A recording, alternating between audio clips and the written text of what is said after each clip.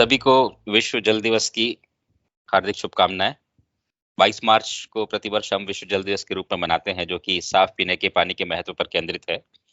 आज भी कई लोगों को साफ पीने का पानी उपलब्ध नहीं है और 22 मार्च का दिन जो है, वैश्विक तौर पे जो पानी से जुड़ी हुई जो चुनौतियां हैं, उनके आसपास लोगों को जागरूक करने के लिए और कार्य योजना बना करके उस पर काम करने के लिए एक अवसर प्रदान करता है।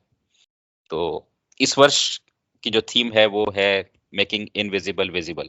जो हमारा ग्राउंड वाटर है या भूजल है, वो वैसे तो अदृश्य है, पर इसका हमारे जीवन पर एक साफ साफ असर हम सब जानते हैं।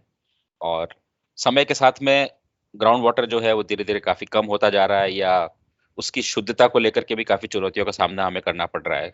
तो इसके लिए हम मिलकर के कैसे प्रयास करें, इसके लिए मैं विशेष तौर पे युवाओं से आह्वान करना चाहूंगा कि हम हमारी वाटर बॉडीज को कैसे प्रोटेक्ट करें, उनके आसपास कैसे साफ रखें, पानी हम इस्तेमाल करते हैं उस पानी को कम से कम व्यर्थ करें, और पानी जो वर्षा का है, चाहे जो इस्तेमाल किया हुआ है, उसको कैसे वापस संरक्षित करें, वापस जमीन के रिचार्ज के लिए उसको इस्तेमाल करें।